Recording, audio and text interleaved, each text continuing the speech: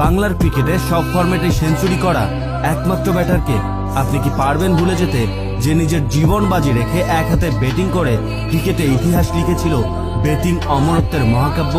নিশ্চয়ই না। এই তামিমকে আপনি চাইলেও ভুলতে পারবেন না। যতদিন বেঁচে থাকবে বাংলার ক্রিকেট, ততদিন তামিমের বীরত্বগাথা, সব অবদান স্বর্ণাক্ষরে লেখা থাকবে এদেশের ক্রিকেট অঙ্গনে। হঠাৎ করেই দেশের ক্রিকেটে শুরু হলো কালবৈশাখী ঝড়, যে ঝড় এক মুহূর্তেই লন্ডভন্ড করে দিয়েছে টাইগার ক্রিকেটের চিত্রই।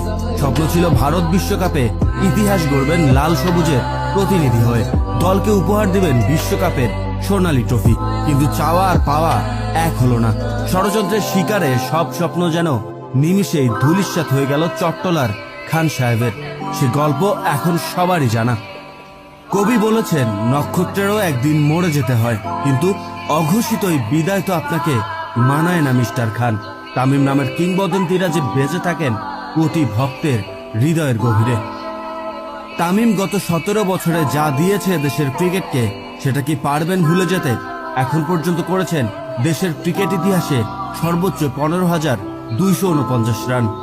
বাংলার ক্রিকেটার কে পেরেছে পোর্ট অফ স্পেনের জহির খানকে গ্যালারিতে আশ্রা ফেলতে, বলে কয়ে ক্রিকেটের স্বর্গ লর্ডসে সেঞ্চুরি করতে? লর্ডস ও ম্যানচেস্টারে আর কে পেরেছে ব্যাক টু ব্যাক 100 হাঁকাতে? ভাঙা হাতে আর কে পেরেছে 17 কোটি মানুষের একজন হয়ে মাঠে নামতে? কিন্তু এসবই সম্ভব হয়েছে কারণ নামটা যে তামিম ইকবাল খান।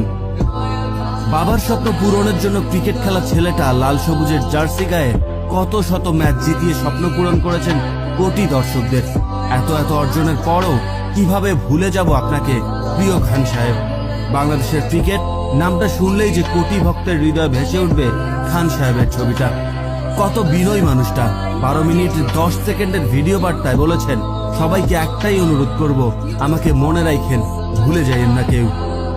এর উত্তরে একটি কথা বলতেই চাই প্রিয় খান সাহেব, আপনাকে ভোলা কখনোই সম্ভব নয়। টেকনাফ থেকে তেতুলিয়া, হোম অফ গ্রাউন্ড থেকে লর্ডস, তামিম নামটি যেন লেখা থাকবে ক্রিকেটের পাতায় সোনালী অক্ষরে।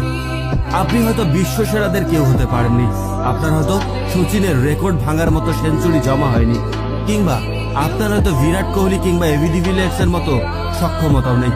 আপনি হয়তো চাইলেই কুমার সাঙ্গাকারা হতে পারতেন না, ক্রিস গেল কিংবা স্যার ভিভ রিচার্ডসের মতো অ্যাগ্রেসিভ হয়তো আপনি না হতে পারেন। তবে বাংলাদেশি ক্রিকেট ভক্ত হয়ে কিভাবে ভুলে যাব তামিম নামের একটা সোনালী অধ্যায়কে? কি করে বাংলার ওপেনিং প্রান্তে ভরসা খুঁজবো তামিম ছাড়া অন্য কারো মাঝে? হয়তো আপনাকে ওরা ছুঁড়ে ফেলেছে দিন শেষের আবর্জনা হিসেবে, কিন্তু আমাদের হৃদয় থেকে